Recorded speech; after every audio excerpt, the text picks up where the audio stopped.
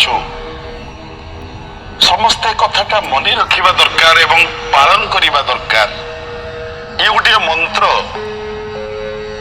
କୁନି କୁନି ଛୁଆମାନେ ଛୋଟ ଛୋଟ ପିଲାମାନେ ପାଠ ପଢୁଛନ୍ତି।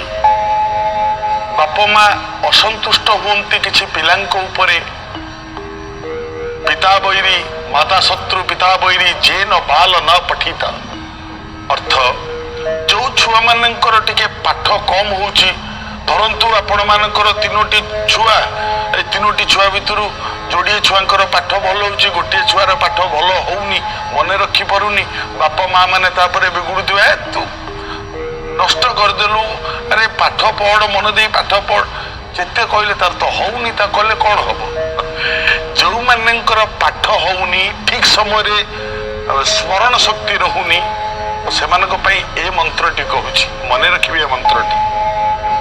ଆଜିର ସାଧୁବାଣୀର ଏ ଯୋଉ ମନ୍ତ୍ର, ଯୋଉ ମନ୍ତ୍ର ବଳରେ ମହାମୂର୍ଖ କାଳିଦାସ ମହାପଣ୍ଡିତ ହେଇଥିଲେ, ସେଇ ମନ୍ତ୍ର ନୀଳ ସରସ୍ୱତୀଙ୍କର ଗାୟତ୍ରୀ। କଣ? ଓମ୍ କ୍ଳିଂ କୃଷ୍ଣାଇ କାମରୂପାଇ ଉଗ୍ରତରାଇ ମାତ ନୀଳ ସରସ୍ୱତୀ ଭ୍ୟୋ ନମଃ। এই ଯୋଉ ମନ୍ତ୍ରଟି, এই ମନ୍ତ୍ରଟିରେ ମୂର୍ଖ ମଧ୍ୟ ପଣ୍ଡିତ ହୁଏ। ହଁ, ଆଉ এই ମନ୍ତ୍ର ପାଠ କଲେ ଜଡ଼ା ମଧ୍ୟ କାବ୍ୟ କବିତା ଗାଏ। ସତ ଏ କଥା ଆପଣ ମାନେ ସବୁ ଜାଣିଛନ୍ତି। ଆଜିର ଯୋଉ ମହାପଣ୍ଡିତ ସମସ୍ତେ ଯାହାକୁ କହନ୍ତି ତାଙ୍କଠୁ ଭଳି ବଡ ପଣ୍ଡିତ କେହି ନାହାନ୍ତି କାଳିଦାସ। ଇଏ ବାସ୍ତବରେ ଜଣେ ମୂର୍ଖ ଥିଲେ, ତାକୁ ସମସ୍ତେ ଜାଣିଛନ୍ତି। ମୂର୍ଖ କାଳିଦାସ ପଣ୍ଡିତ ହେଲା, କିନ୍ତୁ ମୂର୍ଖ ଯେ ଇଏ କେମିତିଆ ମୂର୍ଖ ନା, ଇଏ ଯୋଉ ମୂର୍ଖ ଯିଏ ଲେଖା ପଢା ନ ଶିଖିଥାଏ ତାକୁ କହନ୍ତି ମୂର୍ଖ। କିନ୍ତୁ କାଳିଦାସ ତାଠୁ ମଧ୍ୟ ଅଧିକ, ମାନେ କୋଉ ହାତରେ ଖାଆନ୍ତି ଇଏ ଜାଣିପାରିବନି। ବାପାଙ୍କ ନାଁ ସଦାଶିବ ରଥ ଶର୍ମା, କାଳିଦାସଙ୍କ ବାପା ଯିଏ ଉଜ୍ଜୟିନ। ଏ ଯୋଉ ବାପାଙ୍କର ଯେତେବେଳେ ଦେହାନ୍ତ ହେଇଗଲା, ପୁଅ ଚିନ୍ତା କରି କରି ଯେତେବେଳେ କାଳିଦାସଙ୍କ ବାପା ଚାଲିଗଲେ, ରହିଲେ ମାଟିଏ ପୁଅଟିଏ। ମା ସବୁବେଳେ ପୁଅ ଚିନ୍ତାରେ, ସବୁବେଳେ କିଛି କରେନି। ହୁଣ୍ଡା, ମୂର୍ଖ ନୁହଁ ତ, ଆକୁ ହୁଣ୍ଡା ବୋଲି କହନ୍ତି। କିଛି କରେନି, ଯାହାଟେ କହିବ କିଛି ଜାଣିନି ସିଏ। ବାପା ଏଇଠି ବସିଥା, ସିଏ ବସିଥିବ, ଇଆଡେ ପଳେଇବ, ଆ ସାଙ୍ଗରେ କଳି କଜିଆ, ତା ସାଙ୍ଗରେ ତାକୁ ପିଟିବ, ତାକୁ ମାରିବ। ଯେମିତି ହୁଣ୍ଡା ମାନେ ଯେମିତି ବ୍ୟବହାର କରନ୍ତି, ଇଏ ସେମିତି କିଛି ଜାଣେନି, ସଂସାର ବାବଦରେ କିଛି ଜାଣେନି।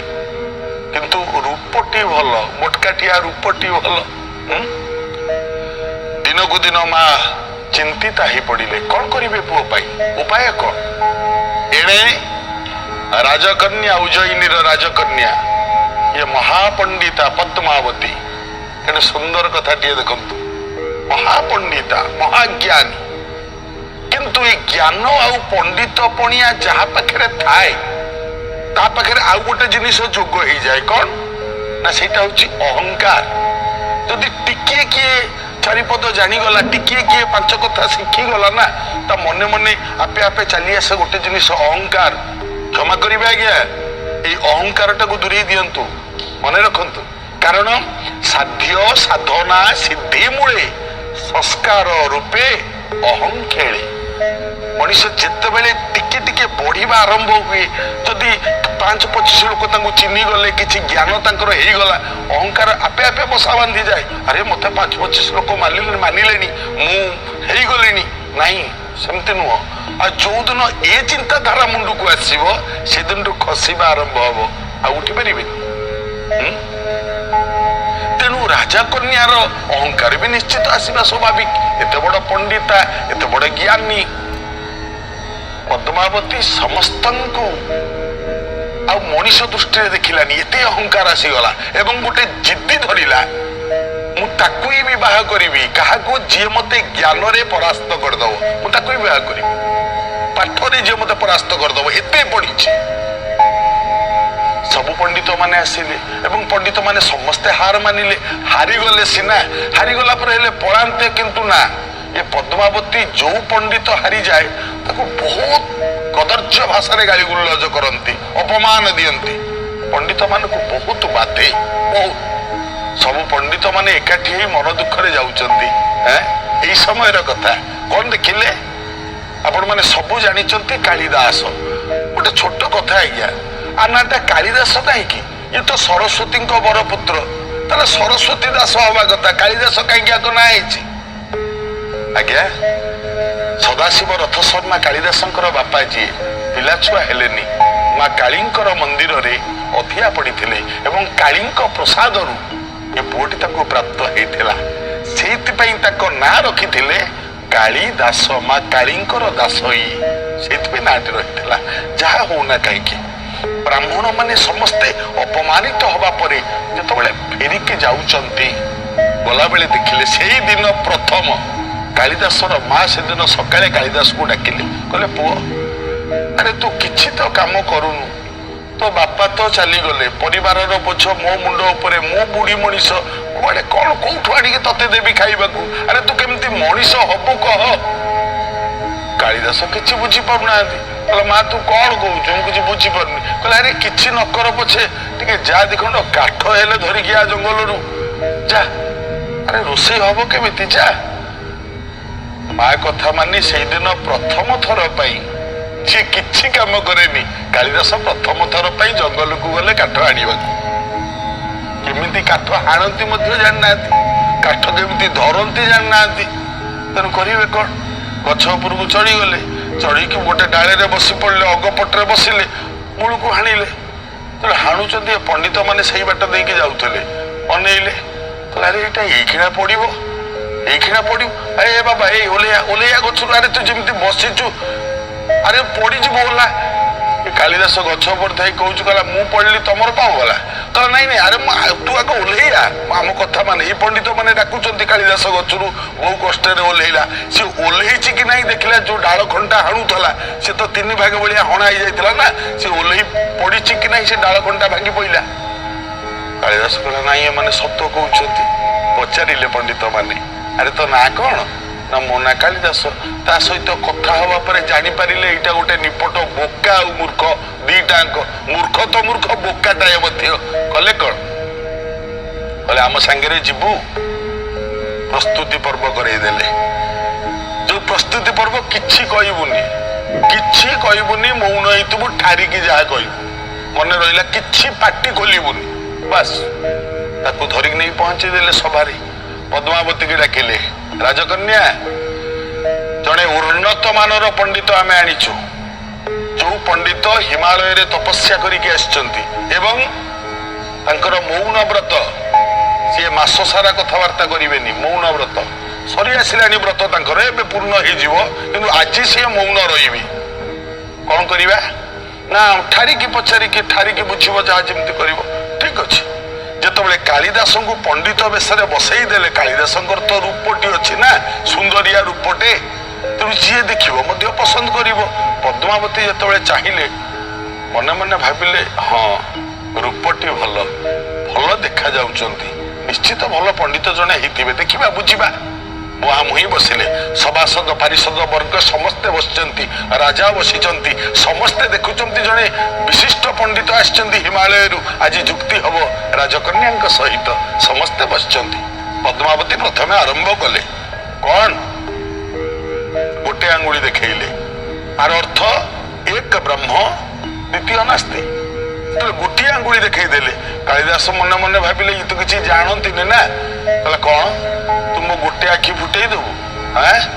ଯଦି ଗୋଟେ ଆଖି ତୁ ମୋର ଫୁଟେଇ ଦବୁ, ମୁଁ ତ 2ଟା ଆଖି ଫୁଟେଇ ଦେବିନି କି? କାଳିଦାସ ଦେଖେଇଦେଲେ ଏମିତି 2ଟା ଆଙ୍ଗୁଳି। କିନ୍ତୁ ରାଜକନ୍ୟା ଭାବିଲେ, ଇଏ ଉତ୍ତର ଠିକ ଦେଲେ। ବ୍ରହ୍ମ ସିନା ଏକ, କିନ୍ତୁ ଖେଳଟା ହୁଏ 2ରେ, ଜୀବ ପରମ। ଭାଗବତ କହିନି? ପଦ୍ମାବତୀ ଚିନ୍ତା କରୁଛନ୍ତି, ବ୍ରହ୍ମ ଯେ ବେନି ଭାଗ କଲା। ପଦ୍ମାବତୀ ଭାବିଲେ, ଜୀବ ପରମ ବୋଲାଇଲା। ଇଏ ଠିକ ପଣ୍ଡିତ, ଇଏ ଠିକ ଜାଣିଛନ୍ତି, ତତ୍ଵ କଥା ଜାଣନ୍ତି। ପଦ୍ମାବତୀ ଭାବିକି 3ଟା ଆଙ୍ଗୁଳି ଦେଖେଇଦେଲା। 3। କାଳିଦାସ କହିଲେ, ଓହୋ ତୋର 3 ଥିଲେ ମୋର 4 ନାହିଁ କି? 4 ଆଙ୍ଗୁଳି ଦେଖେଇଦେଲେ। ପଦ୍ମାବତୀ 3 ଆଙ୍ଗୁଳି କାହିଁକି ଦେଖେଇଲେ? ନା ସତ ରଜ ତମ 3ଟି ଆଙ୍ଗୁଳି ଦେଖେଇଦେଲେ। ଯଦି 3 ଆଙ୍ଗୁଳି, ଇଏ 4 ଆଙ୍ଗୁଳି ଦେଖେଇଦେଲେ। କଣ ତା ଅର୍ଥ? ନା ସତ୍ୟ, ଶାନ୍ତି, ଦୟା କ୍ଷମା ଏ ଚାରି ଆଙ୍ଗୁଳି ଦେଖେଇଦେଲେ।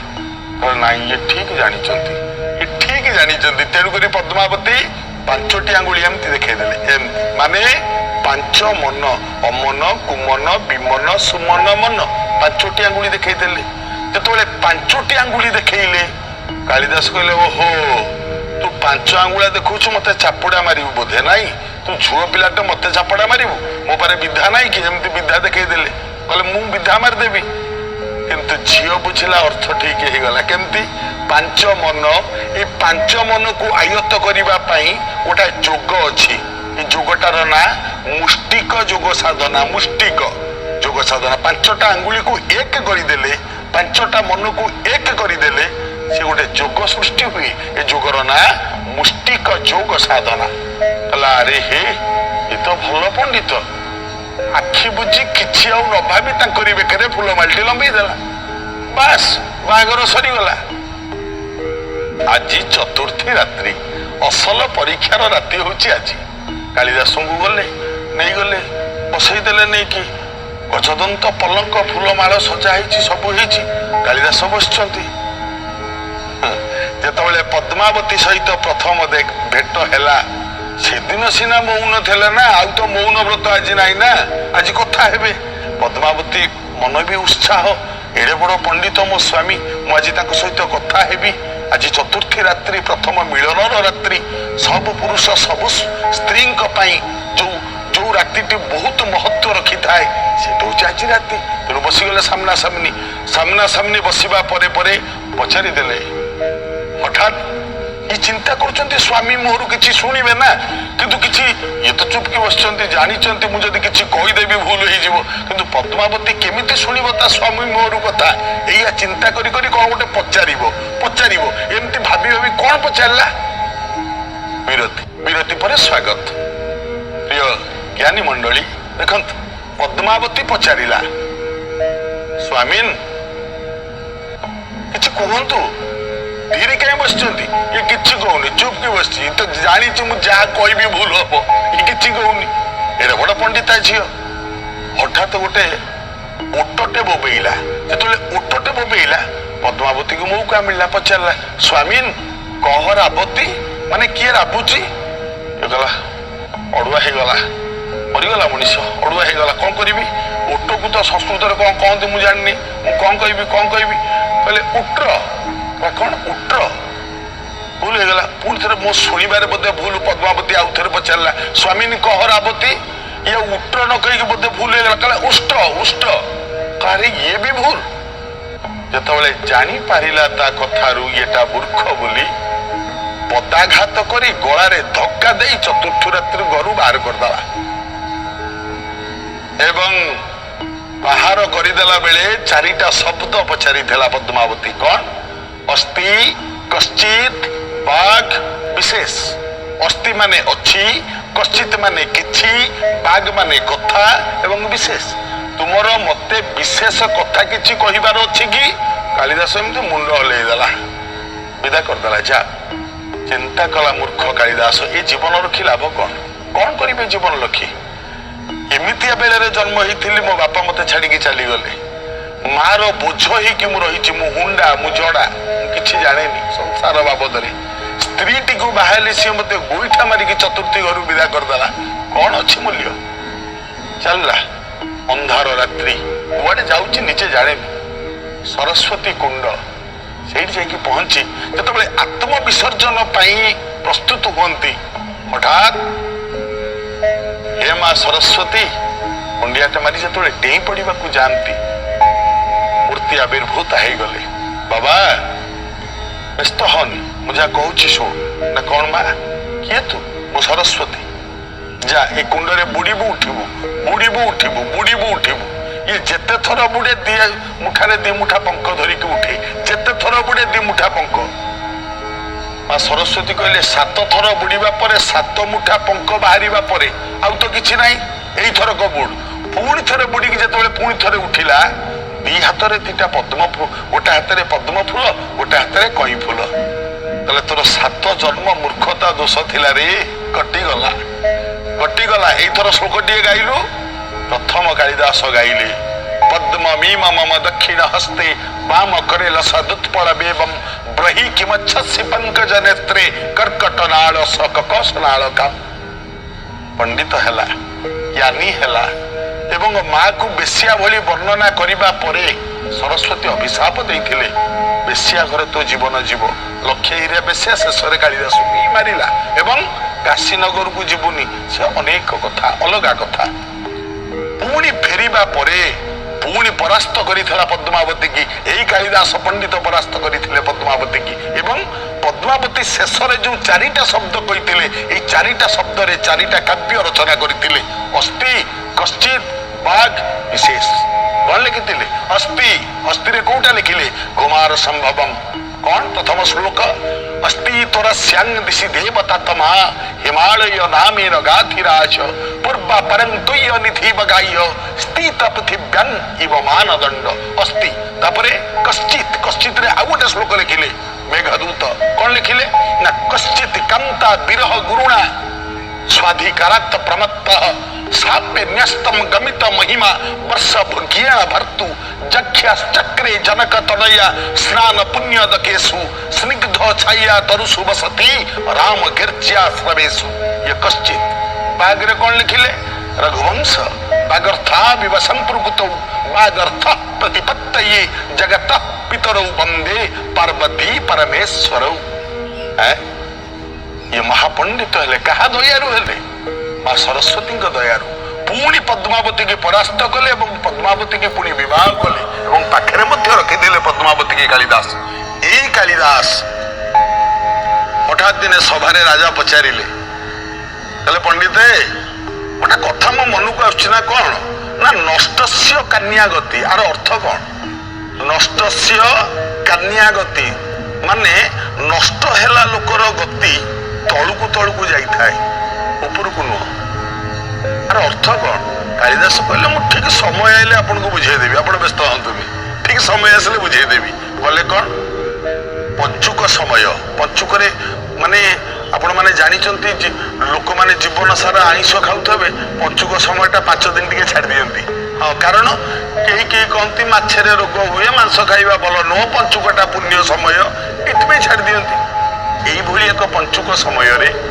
नदी कूल रे मांस तरकारी रोसई करचंती कालिदास छद्म रूप रे मांसटा को रोसई करचंती राजा से बेट दे जाउचंती गला बेले अनै देले जने ब्राह्मण पंडित मांस रोसई करचंती पचारले ओ ब्राह्मण इख्यो मांस निवेशनं प्रकुरुसे तमे जने ब्राह्मण ये पंचुक समय पवित्र समय पुणी सकाळु सकाळु पुणी नदी कूले रे मांस कौन रोसई करुच कहले मांस रांधुची जे किंतेन मद्य बिना मु मांस खाइबी जे किंतु मांस खाइबा एइति पई खाइबी टिके मद पीबी तो आ मद संगे मांसटा नले भाग लागिबनी मु मद मध्य पिए राजा पुणी पचारले कहले मद्य चापी तब प्रियम तमे ब्राह्मण पंचुक मांस खाऊच मांस रांधुच पुणी मद भी खाऊच मद्य चापी तब प्रियम कालिदास पुणी कहले कहले प्रिय महो बारांगना भी सह मु मद खाऊची मांस खाऊची किंतु हेले मध्य ता परे टिके बेसिया पड़ा आड़े जीवा पे मो मन हुए बारांगना सहित मिसिबा को मन हुए सेति पे मु करूची ना राजा आश्चर्य हो गले कहले ता सामर्थ्य रुचि कुतस्थ बधन अरे मद खाइबा पाई मांस खाइबा पाई बेसिया बाड़ी के जीवा पाई प्रचुर धन तो आवश्यक ना ए धन कोठु आणुछ तमे छद्मरूपी कालिदास कहले द्यूत आज्ञा श्लोक रे सब कथावार्ता श्लोक रे चली कालिदास कहले कहले द्यूतेण चोर्चिएण बा माने टंका पाइबा पाई मु जुआ खेले चोरी करे अरे बा राजा कहले कहले सब गुण गुड़िक तुम पाखे भगवान दे देछि नहीं ब्राह्मण जाति पुणी मांस खाऊच मद्यपान करुच बेसिया बाड़ी के जाऊच जुआ खेलुच चोरी भी करुच सब गुड़ाक तमे करुच चौर्य द्यूत परिग्रहोपी भवत अरे कहीं सब करुच कालिदास हाथ जोड़ी कहले कहले कौन करिवे आज्ञा नष्टस्य कन्या गति नष्ट हेला लोकर गति परा तळुकु होता है ମୁଁ ତ ନଷ୍ଟ ହେଇଯାଉଛି ନା, ସେଇଥିପାଇଁ ମୋ ଗତିଟା ତଳକୁ ତଳକୁ ଯାଉଛି। ରାଜା ଆଶ୍ଚର୍ଯ୍ୟ ହେଇକି ଅନେଇଲେ, କହିଲେ ତମେ କାଳିଦାସ କି? ଆଜ୍ଞା, କୁଣ୍ଢେଇ ପକେଇଲେ କାଳିଦାସଙ୍କୁ। ମୁଁ କାହିଁକି କଥା କହିଲି ଆଜ୍ଞା, କାଳିଦାସ ମହାମୂର୍ଖରୁ ପଣ୍ଡିତ ହେଇଗଲେ। ଏଇ ଯେତିକି ଛୁଆ ମାନେ ସବୁ ସରସ୍ୱତୀ ପୂଜା କରୁଛନ୍ତି, ଗଣେଶ ପୂଜା କରୁଛନ୍ତି, ବାପାରେ ସବୁ ମନ ଦେଇକି ପୂଜା କରୁଛ, ଗଣେଶଙ୍କୁ ପୂଜା କରୁଛ, ସରସ୍ୱତୀଙ୍କୁ ପୂଜା କରୁଛ, କଣ ପାଇଁ? ଖାଲି ଆମର ପାଠ ଭଲ ହବ। ବାପା, ଗଣେଶ ଯିଏ ନ ପଢିବ ଗଣେଶ ତାକୁ ପାଠ ଦେଇପାରିବେନି, ଯିଏ ପାଠ ନ ପଢିବ ସରସ୍ୱତୀ ବି ତାକୁ ପାଠ ଦେଇପାରିବେନି। କିନ୍ତୁ ପାଠ ପଢ, ମନ ଦେଇକି ବିଦ୍ୟା ଅଧ୍ୟୟନ କର, ଏବଂ ଏ ଆଜିର ଯୋଉ ମନ୍ତ୍ରଟି ଓಂ କ୍ଲିଂ କୃଷ୍ଣାଇ କାମ ରୂପାଇ ଉଗ୍ର ତାରାଇ ମାତ ନୀଳ ସରସ୍ୱତୀ ଭ୍ୟୁ ନମଃ, ଏଇଟା ସରସ୍ୱତୀ ନୀଳ ସରସ୍ୱତୀଙ୍କର ଗାୟତ୍ରୀ। ଏଇ ମନ୍ତ୍ର ଯଦି ପ୍ରତିଦିନ ପାଠ କରେ ସ୍ମରଣ ଶକ୍ତି ଶକ୍ତିଶାଳୀ ହେଇଯାଏ, ସ୍ମରଣ ଶକ୍ତି ମେମୋରିଟା ଭଲ କାମ କରେ। ତେଣୁକରି ଛୁଆମାନଙ୍କର ପାଠ ମନେ ରହେ। ଏ ମନ୍ତ୍ର ପଢିବା ଉଚିତ, ସବୁ ଛୁଆମାନେ ଏ ମନ୍ତ୍ର ପାଠ କରିବା ଉଚିତ। ଯୋଉ ମନ୍ତ୍ରକୁ ପାଠ କରିବା ପରେ କାଳିଦାସ ମଧ୍ୟ ମହାମୂର୍ଖ ଥିଲେ, ଏଡେ ବଡ ବିଦ୍ୱାନ, ଏଡେ ବଡ ପଣ୍ଡିତ ହେଇଯାଇ ପାରିଥିଲେ। ସେଇ କାଳିଦାସ କଥାରେ କହନ୍ତିନି, କାଳିଦାସ ମହାପଣ୍ଡିତ, ଖାଉଥିଲେ ସଦା ପାନ ଗୁଣ୍ଡିତ, ହୋଇଥିଲେ ସଦା ମୁଣ୍ଡ ଲଣ୍ଡିତ, ଭବଭୂତିଙ୍କୁ ଯେ ଦେଲେ ଭଣ୍ଡିତ, କାଳିଦାସ ମହାପଣ୍ଡିତ। ଯୋଉ ମା ସରସ୍ୱତୀଙ୍କ ଦୟାରୁ କାଳିଦାସ ମହାପଣ୍ଡିତ ହେଲେ। ସବୁ ଛୁଆମାନେ ଯଦି ସେଇ ସରସ୍ୱତୀଙ୍କର ଉପାସନା କରନ୍ତି ଏବଂ ଏଇ ମନ୍ତ୍ର ଯଦି ପ୍ରତିଦିନ ପାଠ କରନ୍ତି, ନିଶ୍ଚିତ ପାଠ ଭଲ ହବ, ପଣ୍ଡିତ ହେଇପାରିବ। ଆଜି ତ ସାଧୁବାଣୀ କି ସମୟ ହେଇଯାଇଛି, ଆଜି ପାଇଁ ସାଧୁବାଣୀ ଏତିକି।